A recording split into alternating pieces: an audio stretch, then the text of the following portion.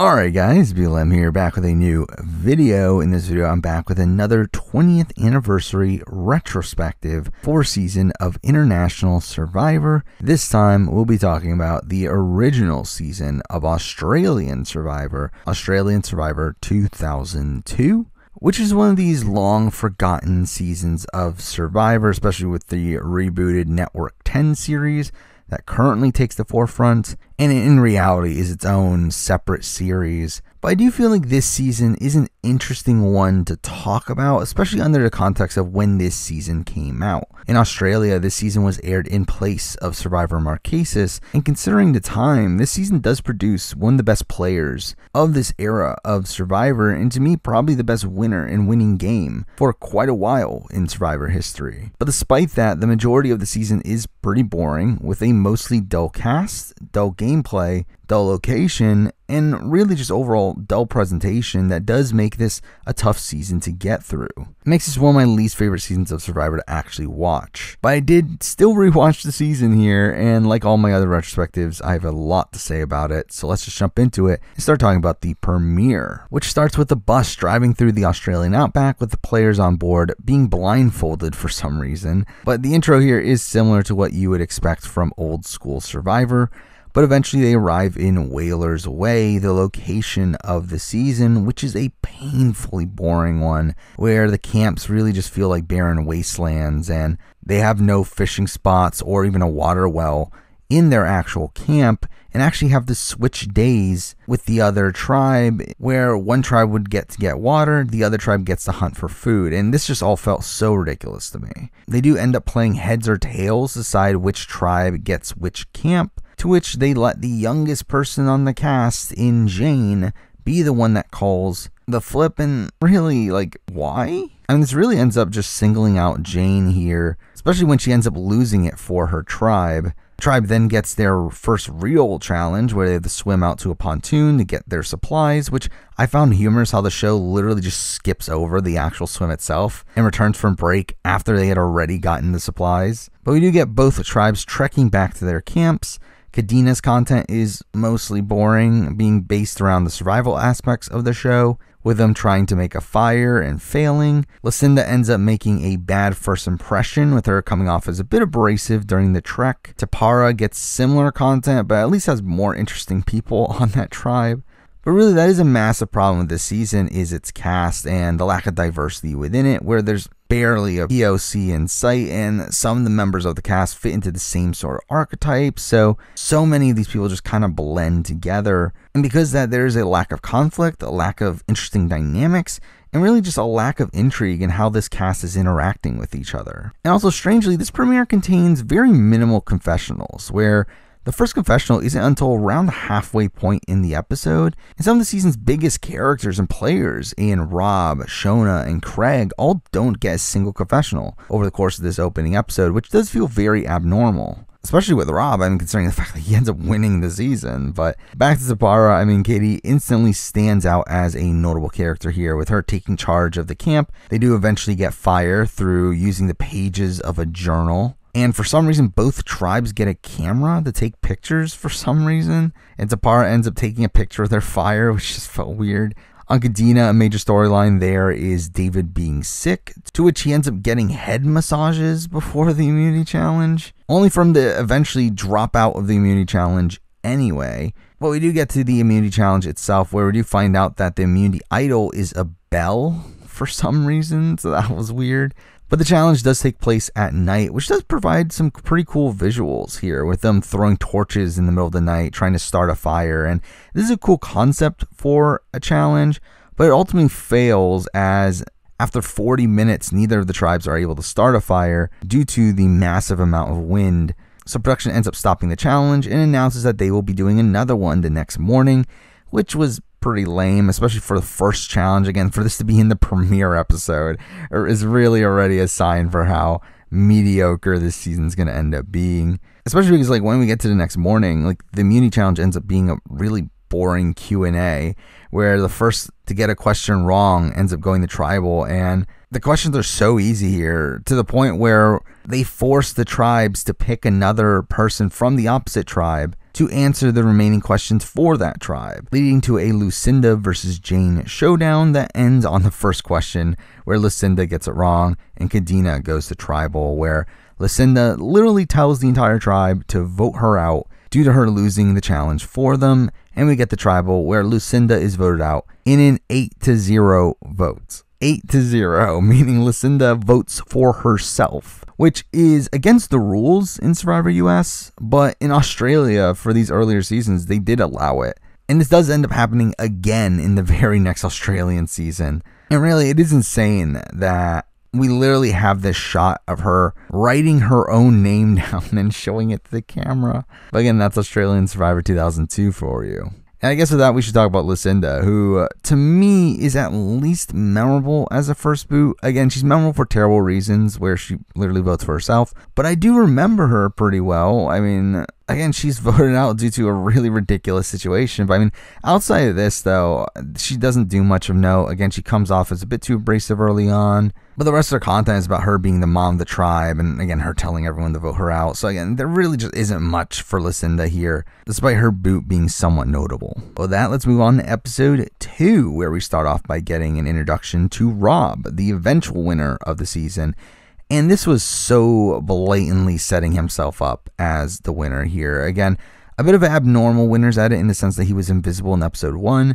But from this point on, his winner's edit is so blatant, with him getting a quote where he talks about how he's there to play the game and that he wants to win. He talks about his family and does so a lot over the course of the season, which is actually kind of deeply depressing considering what happens to Rob after the season, where, if you don't know, Rob Dixon, the winner of the season, did sadly pass away in 2009 in a car accident along with his 2 sons, which really recontextualizes this entire season, really. That does give it an even more somber tone. We also get the setup of his relationship with Shona that ends up getting all the way to the final 2, and all of this content I just talked about was literally in the first couple minutes of this episode, which was a pretty big indicator that he was the most likely winner of the bunch, where no one else has gotten content this complex up to this point.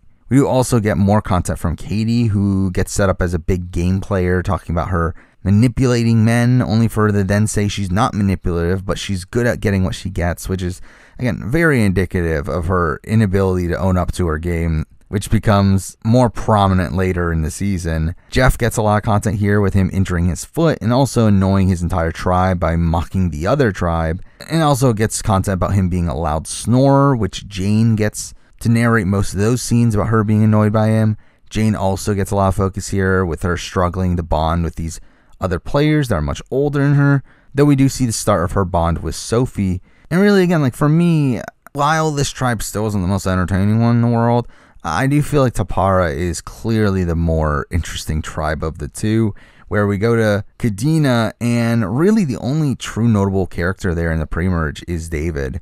But even then, he's still pretty dull. I mean, he's still duller than your average Survivor character, but he does end up getting a lot of content here. I mean, this tribe just feels like an overall mess, where right away they end up mixing their rice and fish in the same pot that they use for their water, which is obviously an idiotic thing to do, as it causes all their water to taste like fish, and really their entire camp supposedly smelled like fish as well. They also forget to bring their fishing rod on their trip to the fishing site, so again, that was pretty bad as well. I mean, they really just felt like a dysfunctional tribe. Tim does also get some content here, talking about how he's okay with the conditions despite everyone else seeming to struggle, which is humorous considering how he's booted in this episode. The reward challenge was pretty dull, but Kadena wins, and we get Karen talking about how great it was to see the other tribe being sad. And again, like, while the words of this confessional are pretty fun, again, it was said in a pretty boring way and still comes off as dull. Again, I feel like if this was Survivor US, the way this scene would have been portrayed would have been a lot more interesting. And to be honest, I think that really sums up Karen in general, where Karen has decent one-liners throughout the season, but it's just portrayed in such a boring way that it never really has much of an impact. I did think the immunity challenge this episode was an interesting one, where it was an endurance comp where the entire tribe had to stand on wedges, and over time, certain wedges were taken away, and they had to deal with that. And I overall did like that challenge as a whole, but Kadena does lose once again, and we really don't get much content leading up to the vote here, where it seems like the tribe themselves didn't coordinate for the vote. So we end up seeing David voting for Karen, Craig voting for David, Tim voting for Deborah, while everyone else puts their votes on Tim, seemingly just because he's old and he's considered the weakest on the tribe, despite him being shown to us as one of the more competent people around camp. And really, all this felt like a pretty bad decision for the tribe based on what their voting criteria was. Let's talk about Tim. I mean, who was fine. Again, like, he's one of these people that didn't get that much screen time, so I don't really feel like I know him that well, but he seemed likable enough. He seemed to be one of the more survival savvy figures on the tribe and seemed to be voted out, again, simply because he was old, despite the fact that he seemed to be one of the stronger people there. But again, due to that lack of screen time, really, for me, he doesn't make that much of an impact on this season. Now for episode 3, which starts off with the ramifications of the previous vote, where David is so upset he got a vote against him. And while he was probably in danger going into the next vote anyway, he certainly doesn't do himself any favors here, with him venting in front of the entire tribe. Eventually, Craig does tell David that he voted for him, which is suboptimal play on his end, because this does cause David to come for Craig, but realistically, I mean, what was David going to do? And also, I think this displays Craig as one of these more chaotic figures on this cast, with him being one of the only players that were actually willing to stir things up. We do see a bit more of the tribe dynamics here, where it does seem like Sylvan and Craig are pretty close, and they have an alliance with Naomi, which is already half the tribe there. But through that, we do see David actually try to play the game, which was nice to see from someone on this season, especially someone from Kadena. So he does end up approaching Deb to try to work together, and plans on pulling in Karen to try to cause a tie. And again, it was nice to see him try here, though, again, it never felt like it was going to work, especially considering it does seem like Karen was actually closer to that core than he expected. On Tapara, Rob once again gets a decent amount of content just talking about the tribe, and it is mostly insignificant content, but again, it does really makes it look like he's the most likely winner. In this episode, we do see Katie start to formally form the alliance that ends up running the season. They're trying to bring in Shona on her alliance with Rob. Unbeknownst to her how close Rob and Shona already were. Interestingly, the fourth was intended to be Joel, who does actually end up in the final four with them. But by the time the alliance is actually formalized, they turn away from Joel just because he's not really a strategic player. Instead, decide to add Sophie over him, which again ends up being the alliance that runs a lot of the game, specifically the early post-merge. Jeff also gets his typical content of mocking the other tribe, and he states that he wants to win rewards that the other nerds have nothing. And I mean, like, again, like, this seems very early 2000 to still be insulting people by calling them nerds. Well, it's also funny because immediately after he says this, we get to the reward challenge that Kadena ends up winning. And really, all this just feels like blatant setup for Jeff's downfall pretty soon afterwards. Along with the immunity challenge as well, where he actively taunts Kadena the entire time, and through that pisses off pretty much everyone in the game. He pisses off his own tribe for his lack of sportsmanship, but also pisses off the other tribe at the same time for just him being a dick. But through that, Kadena does lose immunity for a third straight time, and instantly David is really screwed here, where Deb decides to go back to Naomi to tell her about what David is doing. And one, this is bad on Deb's end, as she's already in the minority, though she claims that she thought David was tricking her, and that's why she went back to Naomi. But really, I mean, the entire tribe now formally flips on David. Again, David was probably going home anyway, but at this point, I mean, there's no chance. I mean, we get the tribal, where I did find it humorous that the host just ends up chastising them for voting out Tim, talking about how Tim would have helped them win the immunity challenge. So that felt very Propesian of him. But we get to the vote where Craig votes for David and says, "You creating an alliance was over the line." So, I mean, that's something. But David is voted out here, and let's talk about David, who is probably one of the more notable earlier boots on this season. I mean, that's barely saying anything, but he did get the most confessionals up to his boot and was a major focus on the Kadena tribe. But even then, he's pretty much just a base level character, which really goes to show how bad this cast is. I mean, to me, he is essentially a boring version of Ace from Survivor Gabon, where Ace is a bit of a wacky character, but if you take out that part of it, that's David.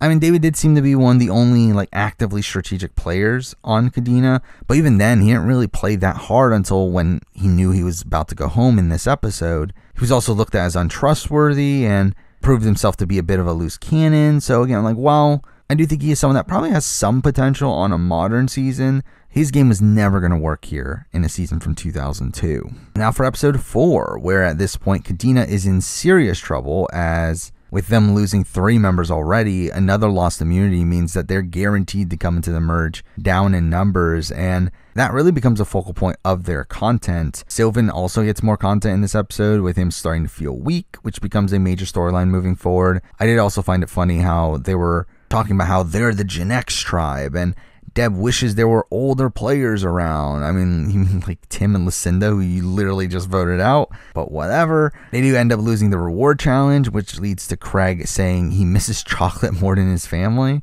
which is a fun line, but they do end up winning the immunity challenge, the only immunity challenge that they end up winning, but it is bizarrely an immunity challenge that also ends up being the car reward challenge for some reason. Like, why did they mix these two?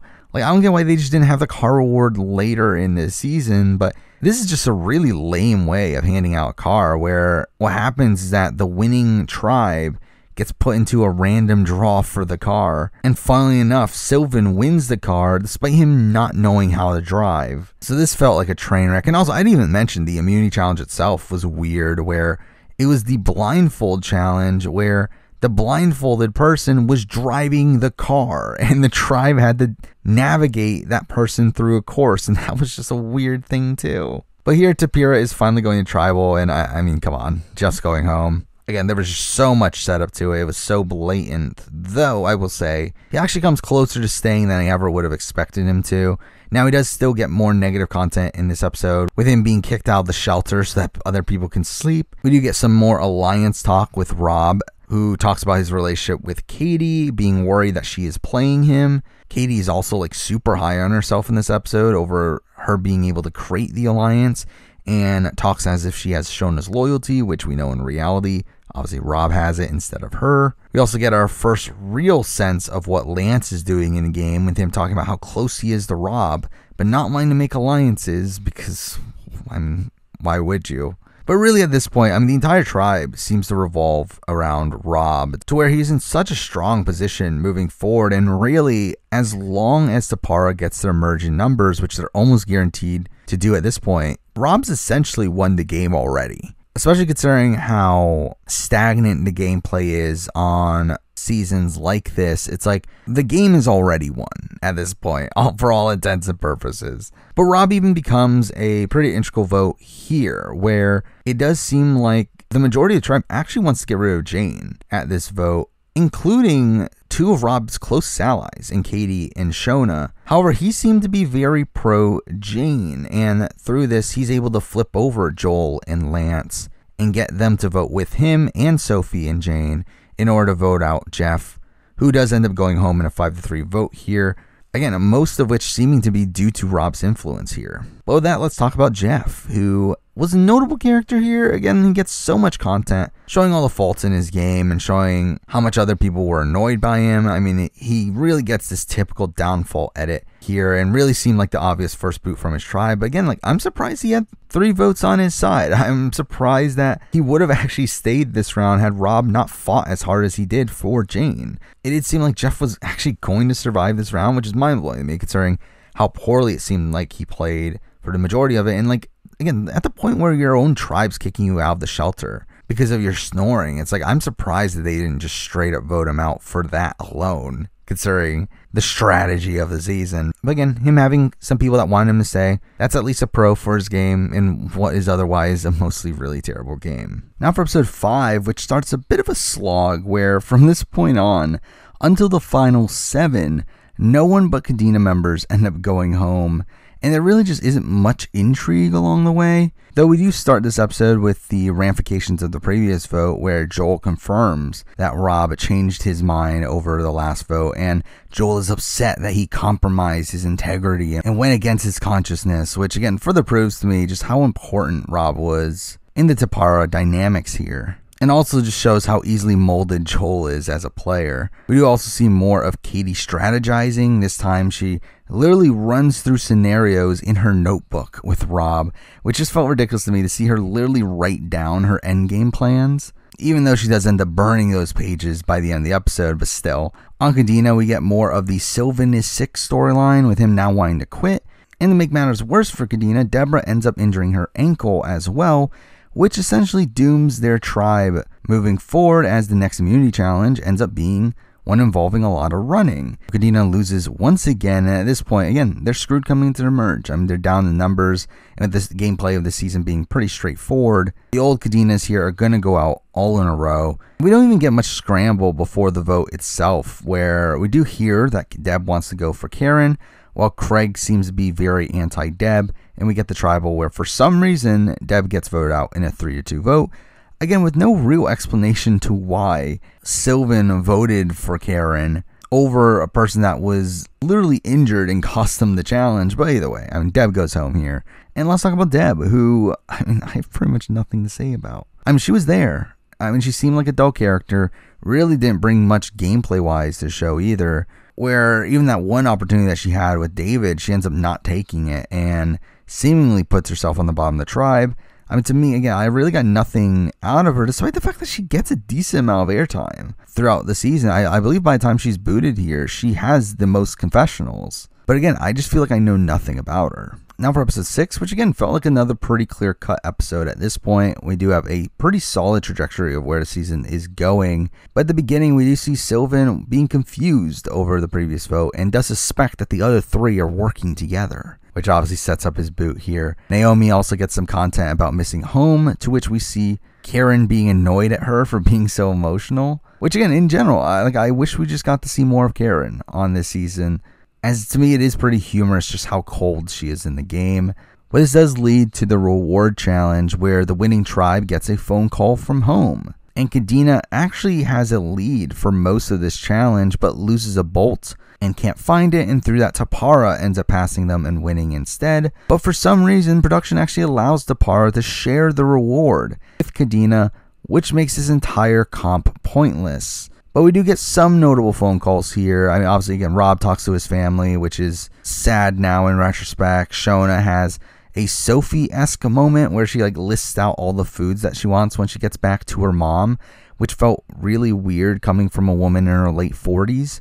We also have Sophie getting a Jenna Lewis-esque moment where she calls home only to find out that her kids are at school, so she pretty much gets nothing out of it. But the rest of the Tapara tribe's content ends up revolving around how drained they are and how much weight they lost, and really all of this is pretty boring. The immunity challenge was a weird one where each of the tribes had to pick their strongest individual to face off in a challenge, which, why? But also this challenge ended up being similar to something that you would see on The Challenge, or it reminded me a lot of Power Force from Pro Sportsman #1, if anyone knows what that is, where essentially the 2 players are tied together with a bungee on their back, and they have to overpower the other, and Joel ends up beating Sylvan here, giving Tapara another win, and in turn making it pretty clear that Sylvan is going home here, to the point where he isn't even wearing his backpack for the entirety of Tribal. But really, I mean, this is an incredible immunity run for Tapara. Again, they win 5 out of the 6 immunity challenges, come into the merge up 7-3, which, considering old school Survivor, I mean, this is pretty unprecedented for a tribe to have dominated that much in the pre-merge. But as for the rest of the episode, I mean, on Cadena, we do have a bit of a weird moment from Karen where she talks about how much she hates Jane due to her having a free ride in the game, which again feels like a weird thing to say considering how she had never met Jane. And really, I do think this really shows how stereotyped Jane was coming into the season, and how, again, she pretty much had no chance of ever winning this game. We do also get some content from Craig where he pretty much outlines the rest of his game, talking about how Cadena is dying a slow death and that he would need to win every single immunity challenge from this point forward, which again is pretty much the strategy he uses from this point forward. But again, the tribal itself is pretty boring, where Sylvan does get voted out unanimously, and let's talk about Sylvan, who is there. I felt like he's your typical young, boring Mactor type. He didn't really seem to bring much to the table here. I mean, he was playing pretty passively for a lot of the game, though to be fair, he was decently positioned for most of his run. And once he starts to get sick, he did seem to just kind of zone out of the game, and through that kind of let go of certain relationships that he had, to the point where he does end up on the outs here. Though ironically, that's also when he starts to get more screen time on the show due to how sick he ends up being. Though again, he is a mostly forgettable figure on the show and really just doesn't do much while he's out there. And now for episode 7, the Merge episode, and it's another pretty slow one, where not much of actual note happens here. Kadena knows that they're screwed, and there really isn't much they can do from this point on. We do get the typical Merge festivities, though I did find it weird how they allowed the cast to take a shower and also gave them a mirror. Also, the host just hands them Lay's to eat back at camp, which is just weird. Craig is instantly looked at as the biggest threat of the Kadena members and is again in a spot where he does need to win out from this point forward, and he does end up winning the first immunity challenge here, keeping him safe. Though even beyond that, I do feel like Craig does a decent job at endearing himself to the Tapara members, despite the fact that he is still a massive target in the game. He then does some pretty ineffective campaigning against the core alliance, which he does accurately call out with the exception of Shona. Now, one of the problems is that he calls it out to Katie's face, which is not great, but he did have an accurate read on the dynamics of the old Tapara, and when Katie tries to get Kadena to vote for Lance, he does end up using that information to try to flip over Joel and Lance, which, again, had this been a more game-savvy cast, I do think that type of campaigning would have probably worked, and even here, it did seem to put some doubt in Joel's mind, to where Joel did seem to believe Craig initially, but Craig does end up playing pretty hard, really for the rest of his run, despite none of it actually end up working for him. Now, outside of that, Rob does once again get some pretty strong content with Jane coming up to him and telling him that she wants him to win the game over Sophie, which again shows just how locked in Rob was in winning the game from so early on. But we then get the tribal where, with very little setup over who the actual boot is going to be, the Kadena women do vote for Lance. Craig votes for Rob, which ends up starting his rivalry with him, but really the rest of the votes end up landing on Karen, who ends up getting taken out here. And again, I liked Karen on the season. I mean, even though I don't feel like I know much about her, and again, didn't get the most screen time in the world, I mean, she does get a good chunk of really strong one-liners over the course of the season that could have been fun had this season been portrayed a bit more dynamically. Again, she seemed to be a pretty cold figure on this season. I mean, she seemed to be a bit iffy socially, but I do think there's a world where in a more modern season, I mean, she could be a really great confessionalist. And again, from the snippets that we've heard from her, she did seem to be fine enough character. Though, I mean, to be fair, that's probably just in comparison to the rest of the field here, which, again, is a mostly boring cast. But with that, let's move on to episode 8, which starts off with the ignition of this Rob-Craig rivalry, where despite Craig trying to change his handwriting to hide his vote, I mean, Rob does know that it was Craig that voted for him and becomes even more resolute in targeting him now. We then get the first of many Jane sucks segments in the post-merge here, where we do get a lot of complaining about how she isn't helpful around camp and how she doesn't deserve to be there, and that really is a common occurrence from this point until her boot. Now, this is also where we see the start of the Shona-Craig relationship, which really becomes Craig's last chance at staying without immunity, though realistically, this just incentivizes her allies to get rid of him even more. We do get more content from Joel and Lance about how aloof they are in the game, where Joel doesn't think there's any alliances in the game, and Lance talks about still wanting to go to the end with Rob. To which Rob gets some content talking about how Lance is the biggest threat within the Taparas and that he plans on still going to the end with Shona. We do get a bizarre reward challenge here where the players have to tell stories and have to trick others into thinking that they're either real or fake. And this is an interesting competition, but one that feels very gameable, where if this were to be used again, I mean, the tribe could just coordinate on what to say. And even within the course of this challenge, if the cast had been more savvy, the majority could just easily manipulate this to have the majority win. But instead, Naomi wins the challenge here and decides to take Craig with her on the reward, which felt like a wasted opportunity.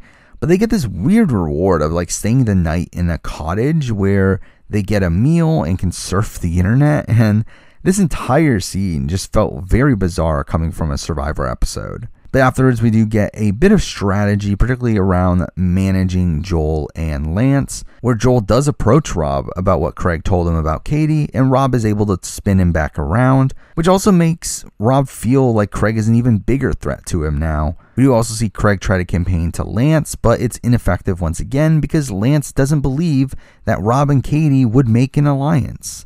because why would they? I will say that I did like what Katie did in this episode as well to reassure them, where she doesn't end up making this lie about how Craig approached her with similar information as them, which in turn makes them fully turn against Craig, to where Joel talks about how he can't respect him for lying and manipulating, and really all this is just kind of ironic. But we then get to the immunity challenge, where Craig ends up beating Rob in an endurance comp and is safe once again, leaving Naomi as the sole Cadena member left. And it's here that's pretty clear that she was pretty well liked by the cast here, where they don't even want to vote her out. Where we hear from Jane talking about how she wants to take out Joel instead, and Joel talks about doing the same thing back. Even Rob considers taking out Jane here in order to have stronger people in the game moving forward to take out Craig in the next immunity challenge. However, he does end up backing down due to not wanting to upset Sophie, who ends up rejecting the idea, but this leads to Katie considering taking out Sophie. And again, all this is kind of insane for what should have been a very easy boot here in taking out Naomi. So again, the fact that they really go out of their way to try to not vote for Naomi here is kind of insane, but the vote itself still does end up landing on her, with Craig continuing to vote for Rob here, and Naomi just kind of wastes her vote on Lance. But I mean, let's talk about Naomi, who is another character that I feel like I know very little about. I mean, she fits into the same archetype as an Elizabeth from the Australian Outback, but with significantly less focus in the edit. I mean, we do get to hear her talk about her family, and we do see her phone call with her boyfriend, but again, I feel like I barely know anything about her actual personality. Again, she must have been doing something well while out there, where again, she was in the majority for the majority of the game, and even when she isn't here, Tapara greatly considers saving her. So again, I feel like there must have been something that she was doing that caused that. I mean, I just guess she was just a very likable person, but really we didn't see much of her gameplay or really her personality being displayed on the show. Now for episode 9, which is the most straightforward episode of the season, where it is pretty much just Craig goes home unless he wins immunity. Now along the way, we do get more hate on Jane, with Katie getting content about her being annoyed that they kept Jane in the game and that she doesn't fit the image of this game, whatever that means. We do once again see Shona want to try to keep Craig around, while also getting content from Joel talking about how she still wants to target Craig for lying to him, and Katie says she wants Craig out because she doesn't like seeing her friends being manipulated, and later calls him an asshole in the episode for doing so. And like, again, sure, I guess. Again, this is typical Katie content, and we'll get more of this that we'll talk about later on. Shona does end up campaigning to Rob to keep Craig around, to which we do get him being very openly strategic in his confessional, one mocking Shona for even thinking about this, but also talking about making a fake alliance with Craig only to vote him out anyway. We follow this up by another Jane Sucks segment about how she can't skin a fish, all while she has a confessional saying that she thinks people admire her, which obviously shows her poor read in the game.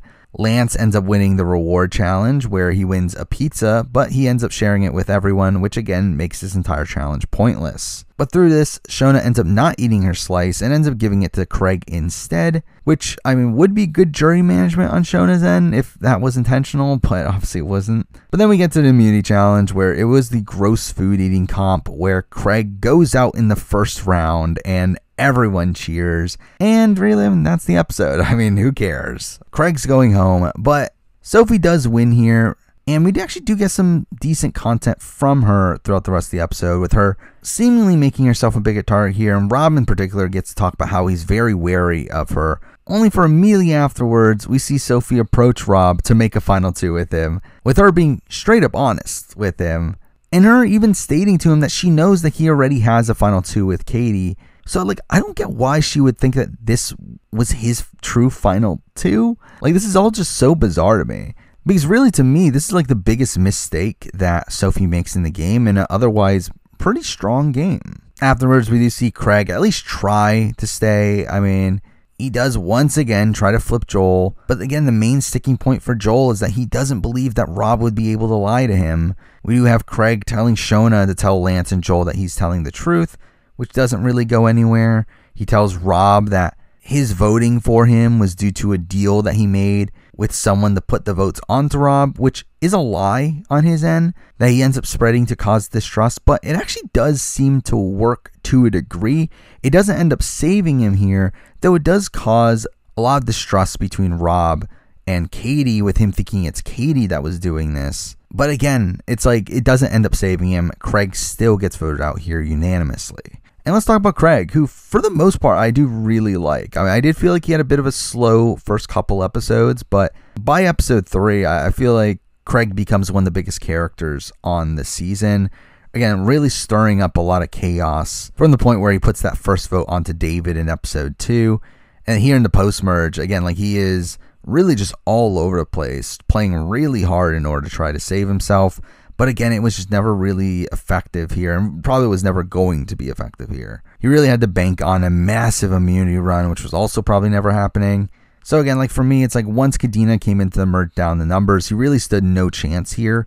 But he was a likable figure on the season, definitely someone that I expect would have been a fan favorite at the time. But now for episode 10, where Tapara finally has to turn against each other, and it's still not particularly interesting. I mean, we do start the episode with Joel and Lance still being delusional over Craig lying to them, both still thinking that Rob is on their side. Rob ends up telling Sophie about what Craig told him about Katie, which again, it successfully did plant this seed in his mind. And I think from this point forward, Rob just completely loses trust in Katie, and explicitly says in the episode that this is now an excuse for him to get rid of her, as again, like he was never actually intending on taking her to 2 anyway.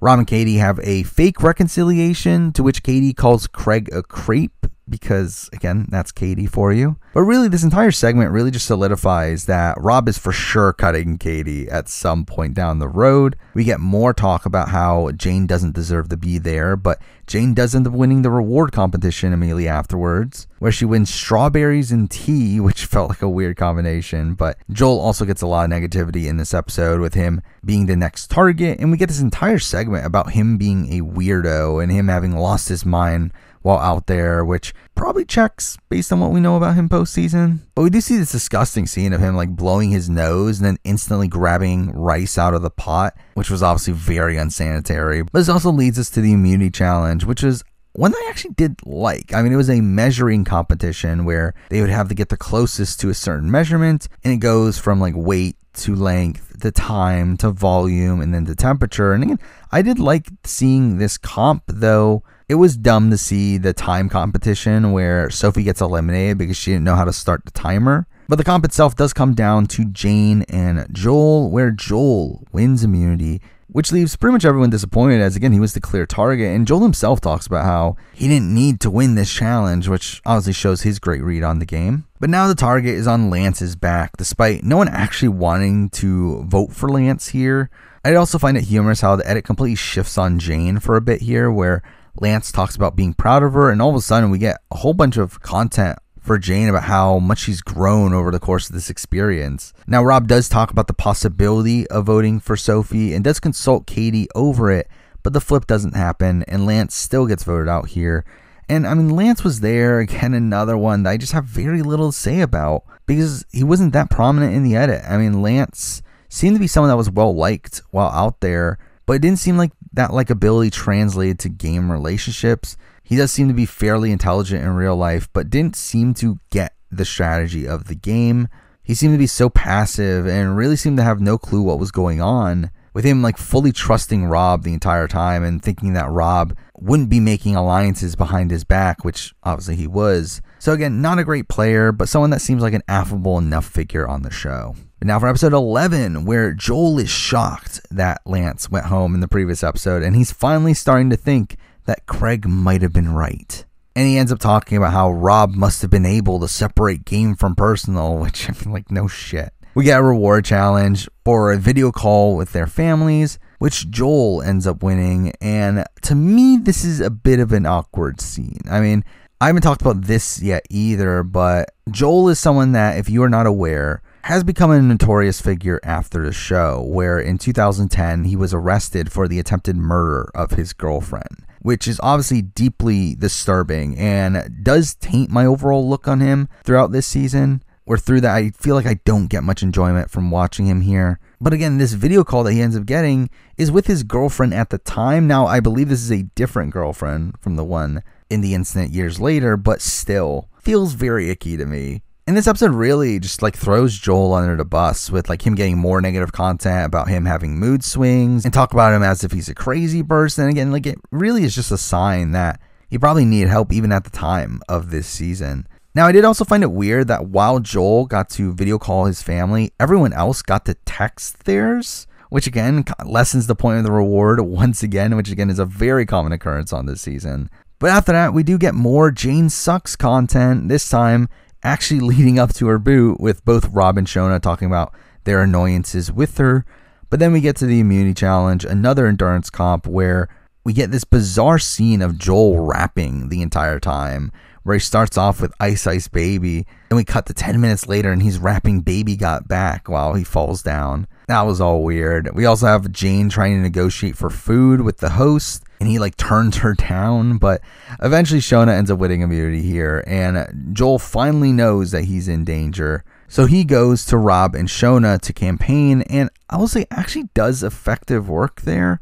I mean, he gets emotional along the way and ends up getting Rob and Shona to essentially reveal their games to him. And after that, we have the deal that ends up saving his game, which I was surprised to see that he was the one to actually bring this up. As, again, it feels very un-Joel-like to actually create a successful plan, but he does end up making this deal with Rob and Shona for them to take him to 3, where he will bow out and throw the final immunity challenge. Now, that part of it is obviously terrible. I mean, that's ridiculous, and it does end up going through, but had he been a more savvy player and execute this plan, this would have been an insane game move for him to be pretty much dead to rights, and for him to get these other 2 players to flip against the alliance they've been working with the entire season in order to keep him around. Like, that's insane. But again, this is Joel we're talking about, and this is Australian Survivor 2002 we're talking about, so don't know how much real credit to really be giving him. But this is the biggest move of the season. Rob and Shona here flipping against Katie,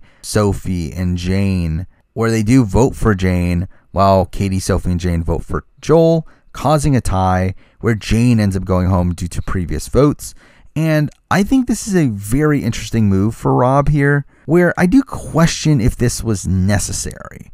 Where realistically, Rob had already won the game at this point. And again, he essentially wins the game at the time that Tapara comes to the merge with the numbers. Where literally everyone on the tribe had told him that they wanted to go to the end with him, or they wanted him to win if he got to the end. Again, Rob had already won the game no matter how the game progressed from that point forward. So I do think it's very questionable for him to be making this move, which ends up burning his relationships with Jane, Sophie, and Katie, who are 3 of the 7 jury members, which could have potentially cost them the game. And I do think in retrospect, this is just an unnecessary risk. Though by taking this Joel plan, he does guarantee that he gets to his ideal final 2, which is against Shona. But again, was it worth it? I guess for him it was. Again, like he was very loyal to Shona and did really want to get to the end with her, but that could have potentially cost him some jury votes here. Now, I will say that seeing him make this move is impressive from a player standpoint, where I do think it gives me more confidence that he would be willing to make the moves necessary, where again, like he betrays half of the alliance that he had been working with since the very beginning of the game. So again, I do think he has the killer instinct that is necessary for this game, but I'm just conflicted on whether the move itself was worth it.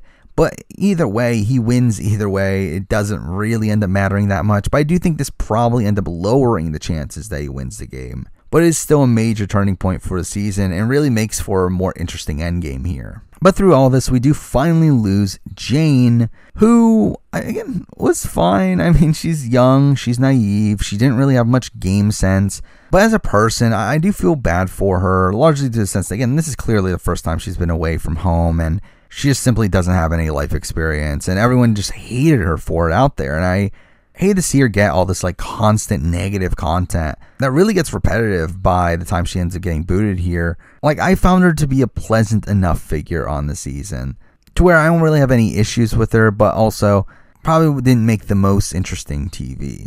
But with that, we will move on to episode 12, which mostly revolves around the ramifications of the previous vote, where Katie and Sophie were shocked to see Jane go home, and they both now have essentially clocked Rob's game. Though obviously at this point, it's too late.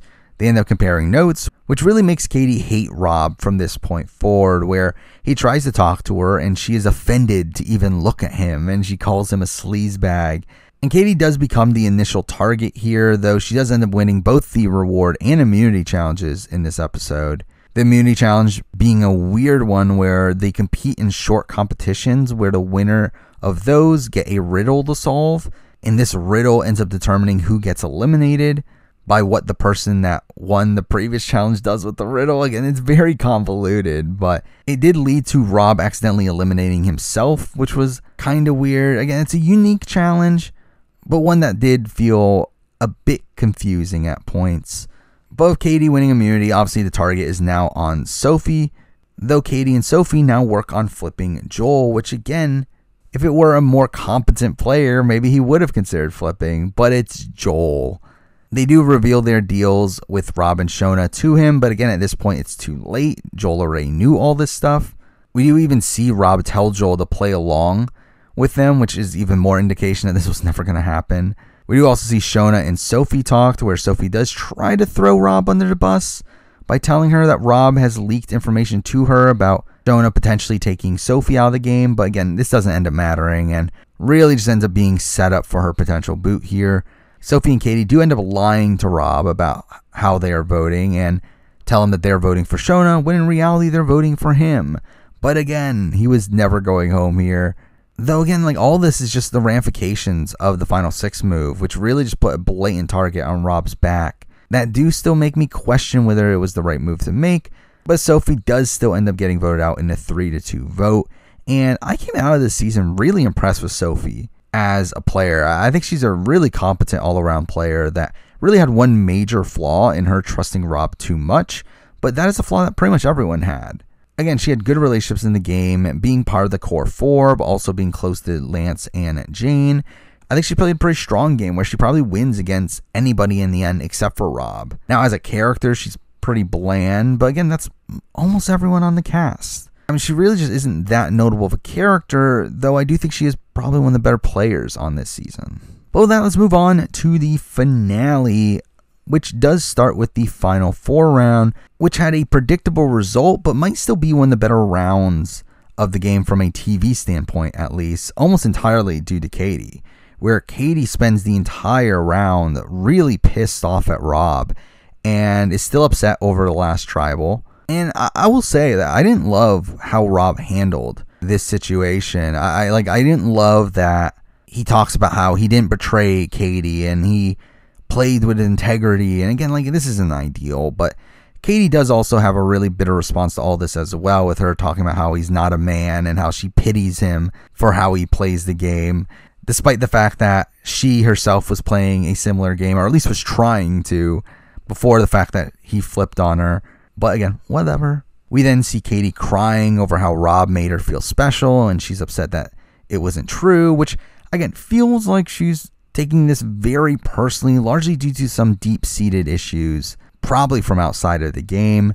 And I do love how the next day Katie approaches him to apologize, only for her to turn it on him again, where she says that he can't see what he did wrong because his mind operates on lies and deceits, only for him to then call her out for essentially doing the same things that he was doing, which makes her even more upset. Afterwards, we get a reward challenge for some reason. It felt weird to have a reward challenge here, but Katie wins once again, and afterwards we get more fighting where Katie tells Rob that he is confused and out of perspective. We then get the immunity challenge, which ends up being a quiz comp, where despite Katie winning an advantage in the previous challenge, Rob ends up winning and does get emotional while doing so. I really, this should have made it pretty clear to him that he had all but won the game at this point, with him now pretty secure in getting to the 3, where Joel is going to bow out and him getting to the end with Shona, who he probably wins against. But afterwards, we get more messiness here from Katie, this time more gameplay based at least, but she does try to campaign to Joel to take Shona out, and Joel ends up reporting this back to Rob. Immediately afterwards, we have Katie going to Shona to campaign against Joel. And again, all of this was just so messy, but even then, like, Shona just straight up turns her down and reveals the deal that Joel made with them.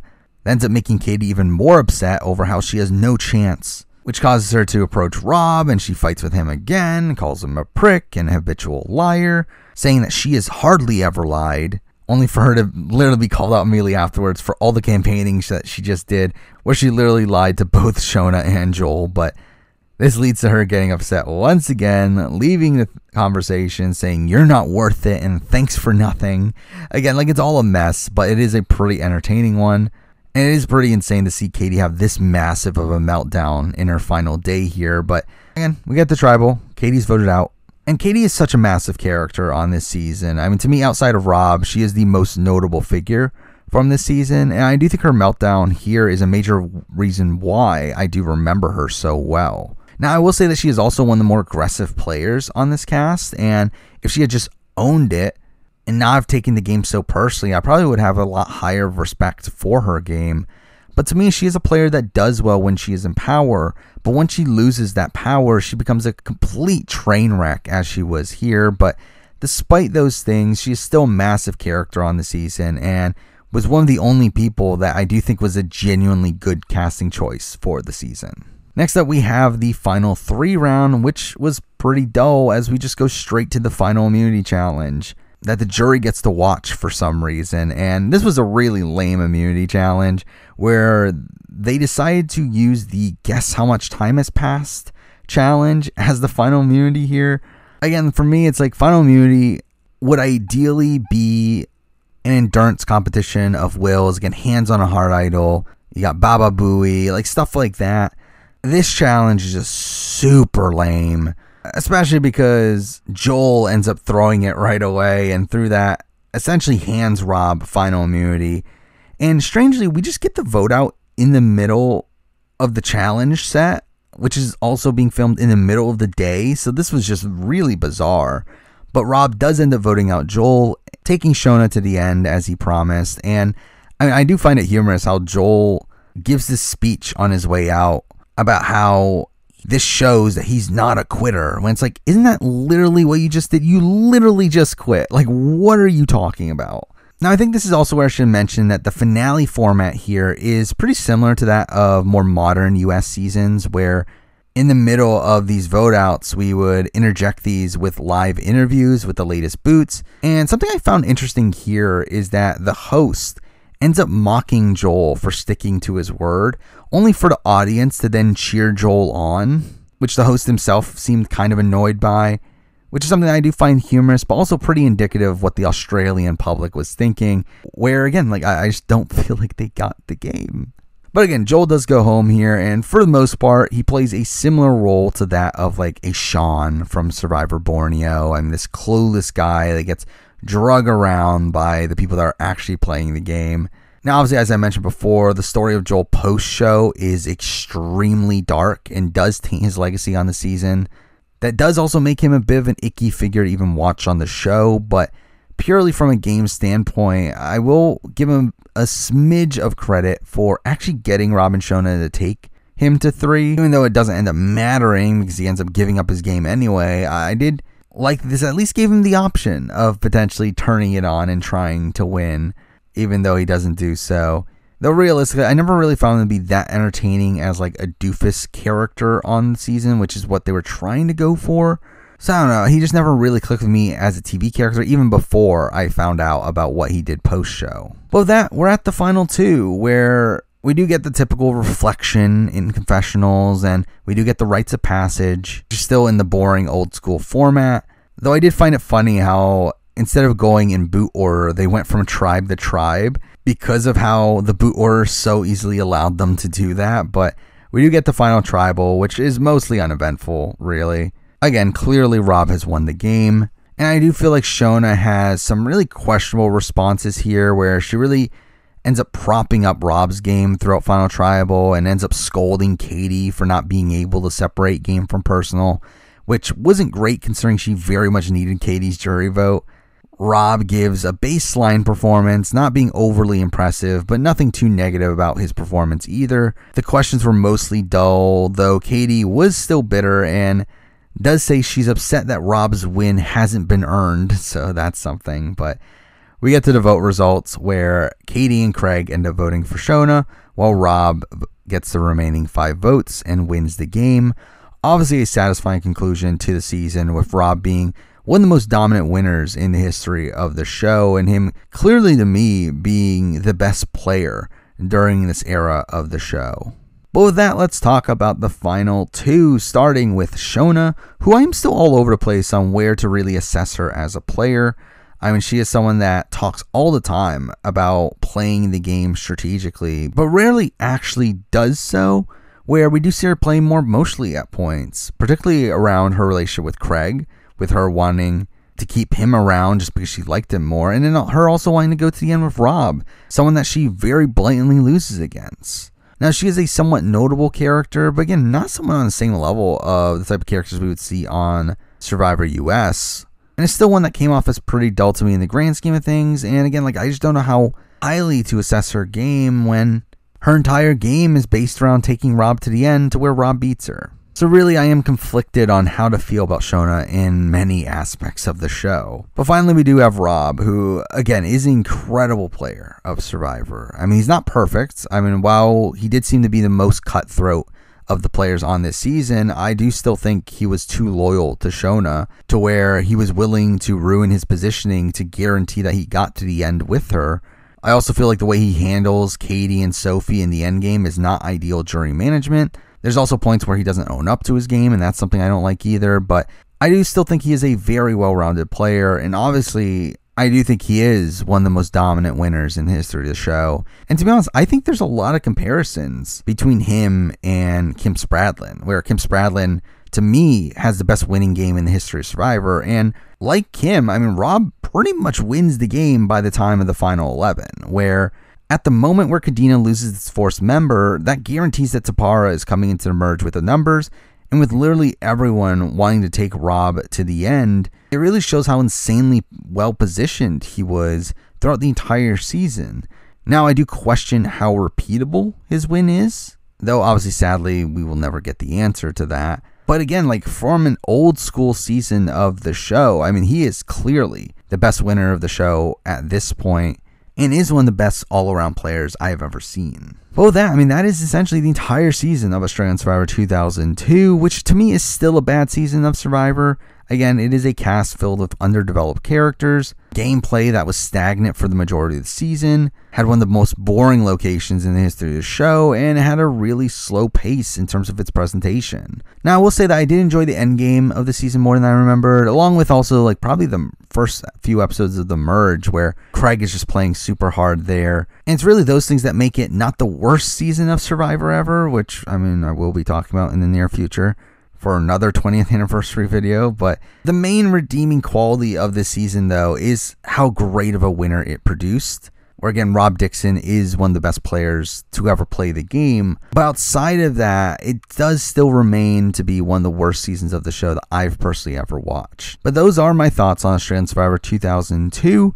Now, there are a couple other 20th anniversary retrospectives for Survivor seasons coming soon, with the anniversaries of Survivor Marquesas and the aforementioned Survivor UK Panama coming up. Also, I will be doing player rankings for all these seasons as well, so stay tuned for that. But for now, that's the video. Thank you for watching.